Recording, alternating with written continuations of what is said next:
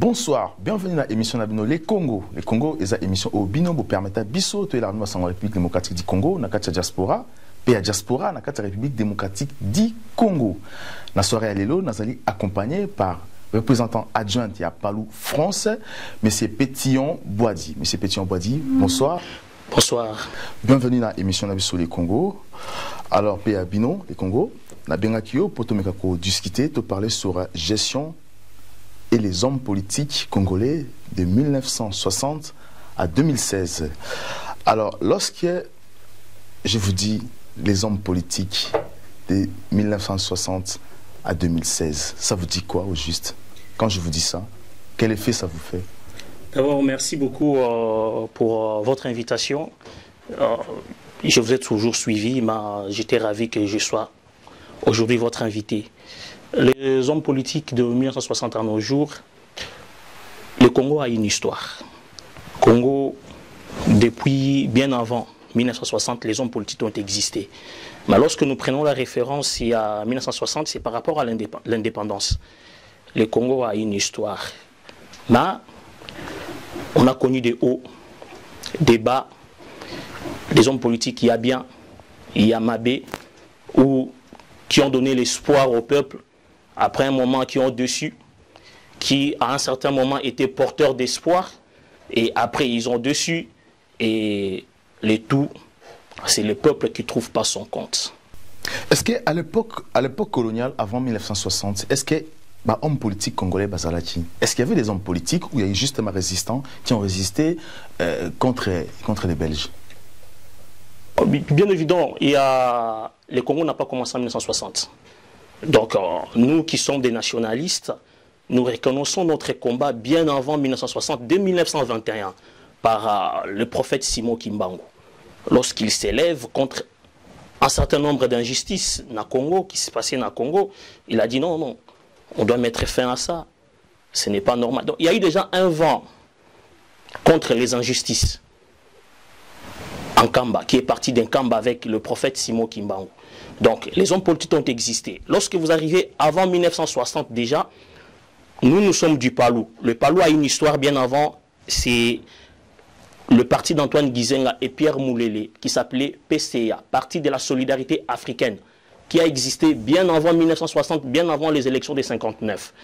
MNC, Mouvement National Congolais du Patrice Emery Lumumba, a existé.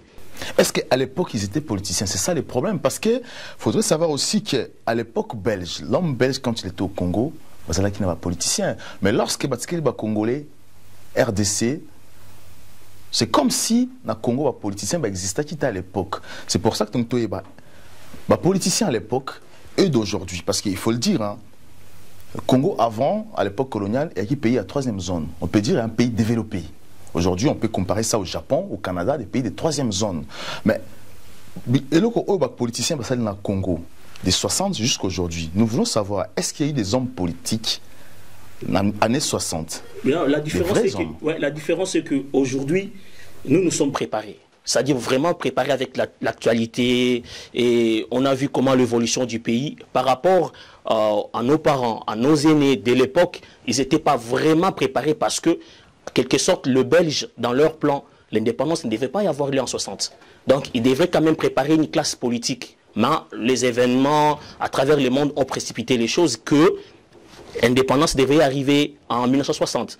Donc, les hommes de l'époque, ils n'étaient pas vraiment préparés, que ce soit à la gestion de la chose publique, à la gestion du pays, que ce soit à exercer fonction, il y a hommes politiques. Ils n'étaient pas vraiment préparés par rapport à nous. Donc, du coup, lorsque total là-bas, homme politique, il y a 1960, Naba Oyalelo, nous, on doit mieux faire que Bango. Mais pourquoi les hommes politiques de l'époque, ceux qui ont existé, ceux qui sont partis, par exemple, je prends l'exemple d'Antoine Gizenga, qui est votre président national aujourd'hui, il était politicien déjà de l'époque. Oui. Mais pourquoi tous ces temps-là, génération à Bango, c'est comme si apprendre politique, c'est comme si Balouki apprendre politique dans le bon sens. Parce que nous avons l'impression qu'ils ont échoué. parce qu'ils n'ont pas pu gérer les Congos. Parce que budget, gestion belge au Batikila Bango, à aujourd'hui, Batik Congo n'a KO. Alors, vous, maintenant, nouvelle génération, est-ce qu'il faudrait copier sur ces anciens? C'est ce que je venais de dire, ils n'étaient pas préparés. C'est-à-dire que c'est quelque chose qui est tout à fait normal. Mais la gestion du pays, les chaos du Congo, ce sont les anciens. Et y compris Antoine Gizenga. Non, pas Antoine Gizenga. Parce qu'il faut comprendre les choses que Antoine Gizenga, ils ont été dans les affaires avant le coup d'État de 1960. Antoine Gizenga, c'est l'adjoint, le vice-premier ministre de Patrice Lumumba. Juste après 30 juin 1960, en septembre, il y a le coup d'État où on met Patrice Emery Lumumba dehors, y compris tous les nationalistes. Ils sont traqués, d'où Antoine Gizenga est parti. D'ailleurs, il a fait la prison, il est parti en exil pour y revenir qu'à 94. Ah non, en 91, avant la conférence nationale. Donc après une vingtaine d'années en exil, il est revenu. Le chaos, c'est d'abord la Deuxième République, nous le savons tous. C'est pendant la Deuxième République. Le chaos, ça c'est vrai. Oui, c'est la Deuxième République qui... Mais lorsque Mobutu mettait les Congo chaos, vous étiez où, Palou? Antoine Gizenga était... Mais lorsque Mobutu met les Congo chaos, nous sommes dans l'opposition, dans la résistance. On est en train de dénoncer ce qui s'est passé. Mais les politiciens, d'ailleurs, certains sont même aujourd'hui les donneurs de leçons, ont participé à ces chaos. Mais lorsque vous dites ça, c'est très important, parce que vous avez été 2 fois... Quand je dis vous, je parle du Palou, vous avez été 2 fois Premier ministre avec Kabila. Oui. Mais c'est Antoine Gizenga qui était Premier ministre. Tout à fait. Mais qu'est-ce qu'il a fait de ça? Ça, c'est une très bonne question. Pourquoi il n'a pas, comment dirais-je, pourquoi il n'a pas refondé le Congo? Pourquoi il n'a pas donné licence aux Antoine Gizenga, c'est le tout premier ministre de la Troisième République. De la Troisième République, après le 1+4. Le Congo est sorti d'un grand chaos. Il faut le reconnaître. Il est venu avec une mission, d'abord en commençant par la refondation d'un État qui n'existait pas. Est-ce qu'ils ont refondé les Congo?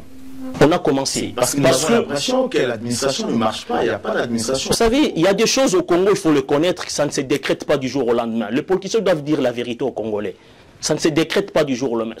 C'est un processus. Donc, et Antoine Gizenga n'a pas dit la vérité aussi? Bien sûr, il a dit la vérité. Lorsqu'il arrive en 2006, un pays vaste comme le Congo, il présente un budget de 2 milliards de dollars.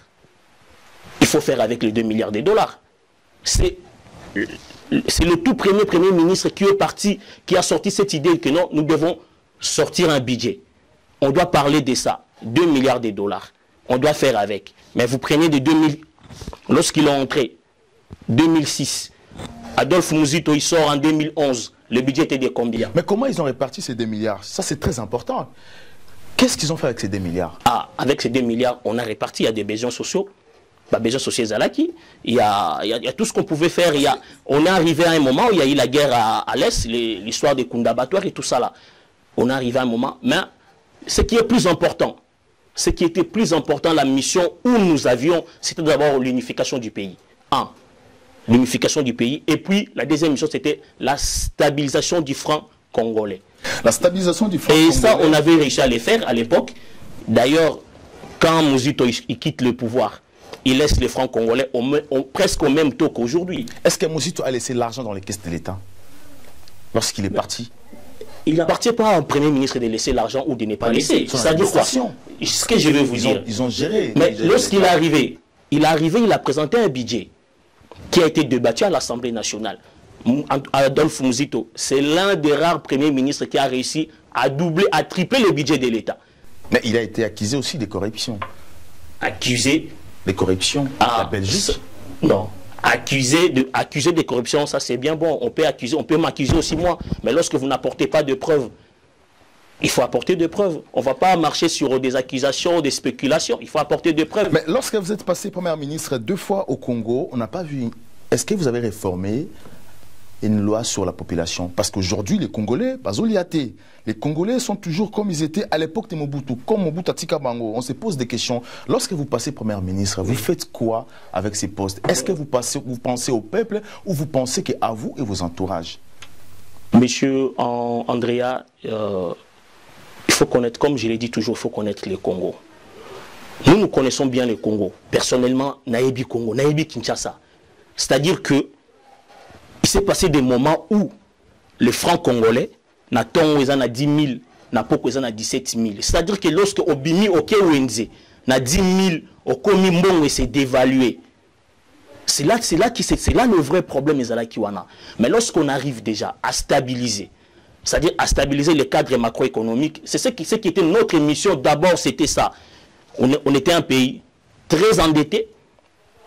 Très endetté. Il fallait travailler avec les institutions. Il y a monétaire au niveau international pour effacer dette. Il y a eu des conditions pour y arriver. On a travaillé jusqu'à ce qu'on arrive au point d'achèvement. Effacer dette.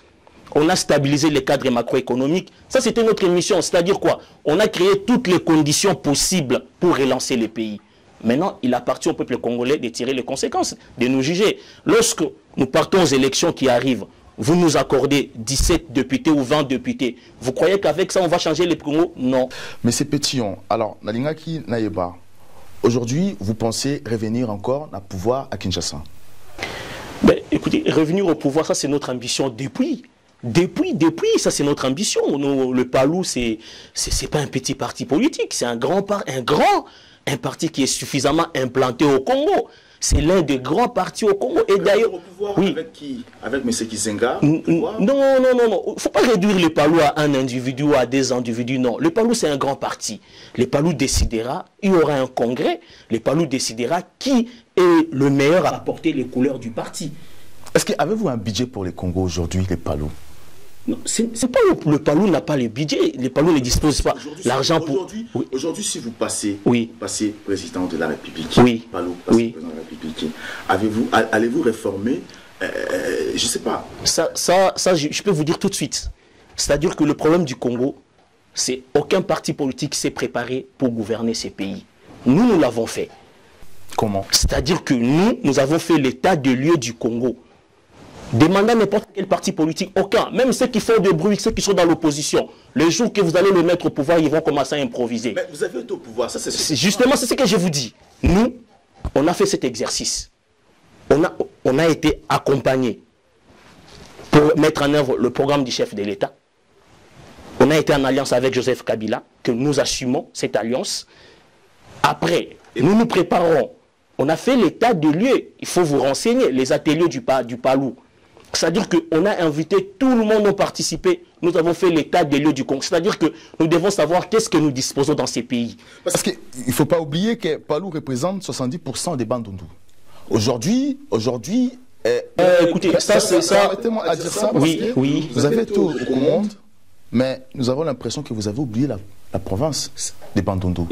Écoutez, parce que PALU n'a pas proposé sur la province. Justement, et le Kozolobana, c'est très important. PALU ne représente pas 60% des 70% Bandundu. PALU, c'est un parti national. C'est national, mais c'est-à-dire que... Non, vous avez été aux commandes. Les gens qui ont été aux commandes viennent des Bandundu. Alors, mais non, les gens ne viennent pas des Bandundu. C'est ça l'erreur Bozo Sala. Pourquoi vous oubliez? C'est ça l'erreur Bozo Sala. Mais justement, il y a un toyé pour le Bela. Erreur Bozo Sala. PALU, ce n'est pas les gens des Bandundu qui n'ont pouvoir. Non. Le PALU est un parti national. Aujourd'hui, l'actuel ministre de Mines, Martin Kaboueloulou, il est du PALU. Est-ce qu'il est du Bandundu? Non. C'est un Katangé. Le vice-gouverneur de la ville de Kinshasa, le camarade Clément Bafiba, il est du PALU. Est-ce qu'il est du Bandundu? Non. C'est lui du Bas-Congo. Moi qui vous parle, je suis du Bas-Congo. Je suis Moussingo, mais du Bas-Congo. C'est-à-dire que le PALU, c'est un parti national. Ce n'est pas parce que le camarade secrétaire général Antoine Gizenga est du Bandundu, on a eu Adolphe Muzito, premier ministre du Bandundu, mais non. D'ailleurs, l'ancien vice-premier ministre Daniel Mukoko Samba, l'excellent Daniel Mukoko Samba, est du Bas-Congo. L'ancien ministre du budget. Parce que voilà, ils ont fait partie minoritaire aux autres. Mais ils ne sont pas des le problème, c'est que 70%. Le problème, c'est que les PALU aujourd'hui, moi je m'adresse aux Congolais. Je m'adresse à toute la République. Ceux qui ont message on ne va pas les exclure. Les Bandundu nous fait partie du Congo. Alors aujourd'hui, la PPRD, ils ont un problème sérieux parce qu'aujourd'hui, ils ont pensé sur un gouvernement à la transition. Aujourd'hui, la PPRD, non, Kengo, président de transition, au cas où Kabila est incapable d'organiser l'élection en 2016. Alors, Palou, qu'est-ce que vous faites? Ben, écoutez, moi je pense que nous, chez nous, nous disons toujours le Palou Mwinda Congo. Qui Palou, on dit Palou Mwinda Congo. Le camarade, le patriarche Antoine Gizenga, nous avait, en 2011, le Palou n'a pas présenté des candidats président de la République, et il avait dit en 2016, le Palou prépare sérieusement les élections de 2016. Aujourd'hui, nous sommes prêts pour aller aux élections de 2016. Au cas où il n'y a pas d'élection. Au cas où il n'y a pas élection, le dialogue est une vertu. Le dialogue, il faut tout solo là. Un pays qui s'est construit, je l'ai dit, on le dit toujours, un pays qui s'est construit, il faut tout solo là. Mais attention, cela doit être toujours dans les cadres constitutionnels. Dans le cadre de la Constitution. Parce que les hommes politiques ont tendance à faire les choses derrière le peuple congolais. Nous, on n'admet pas de telles combines politiques, non. Le peuple congolais a donné mandat, et à ceux qui sont à l'opposition, et à ceux qui sont au pouvoir. Après, on arrive en 2011, il faut rendre des comptes. 2016. 2016, je m'excuse. Il faut rendre des comptes. Les Palous est pour le respect de la Constitution. Donc, il faut rendre des comptes. Parce que nous, on a dirigé le gouvernement de 2006 en 2011, jusqu'à 2011, et on a organisé les élections. Vous avez organisé les élections, mais vous êtes incapable de nourrir les Congolais. Dire incapable, je ne pense pas.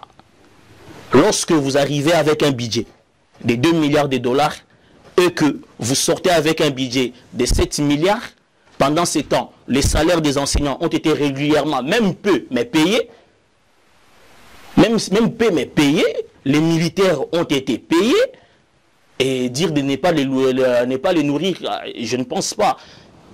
Et d'ailleurs, ce que je disais, ceux qui sont dans l'opposition, ceux qui se préparent pour l'alternance, il faudrait qu'ils disent la vérité au peuple congolais, qu'ils disent ce qu'ils feront du Congo. Ils ne viennent pas seulement chanter, dire oh, Kabila dégage, Kabila dégage. Oui, Kabila ne sera pas là éternellement. Mais tant qu'on a place à Kabila, est-ce que vous souhaitez la fin de mandat de Kabila ou vous souhaitez Kabila rester? Ce n'est pas à nous de le souhaiter. Parce que vous êtes allié à Kabila. Mais non, mais bien sûr, on est allié à Kabila. Ce n'est pas à nous de souhaiter la fin ou... Non, ce n'est pas à nous. La Constitution le dit. Nous avons une constitution que le président de la République... Parce que la constitution n'appartient pas à Kabila ni au politique. C'est ce que j'ai dit au peuple congolais. Est-ce que vous êtes capable de respecter cette constitution? Bien sûr, nous la respectons. Le Palou a été au pouvoir en 2006. Jusqu'en 2011, on a organisé les élections. Sur quelle base? Sur la base du respect de la Constitution. On peut dire aussi que parce que vous avez quitté Kabila, Kabila devient incapable d'organiser des élections. Non, on n'a pas quitté Kabila. Nous sommes avec Kabila. Nous l'avons accompagné. Vous l'avez accompagné. Nous l'avons accompagné. Même jusqu'à présent. Nous l'accompagnons. Le Palou fait partie du gouvernement. Nous l'accompagnons. Mais la Constitution, c'est notre Bible. Et la Bible n'a pas Congo. Et la Bible n'a pas référence n'a pas. Mais maintenant, nous sommes de la base. Nous sommes toi, militants. À un moment donné, il faudrait non, tu as une constitution qu'il faut te respecter. Merci beaucoup, M. Bouaki. Merci encore de répondre à l'invitation à l'émission Les Congo, parce que tu es content que répondre à l'invitation à Bissot pour discuter. Prochainement, tu vas encore pour te reparler un peu plus. Merci beaucoup. Merci encore à peuple congolais, à l'émission Les Congo. Merci encore à l'équipe technique de Mobimba, André Photo na réalisation, Kaki Kani qui vient de Mangala, et Marion Dos à la caméra. Merci encore à l'internaute ou à téléspectateurs ou à ma j'aime la page Facebook Les Congo All News, Les Congo TV Info. Vous partagez l'émission de Bossalara et n'êtes pas toujours. Je suis congolais, Kabila Notu. À très bientôt.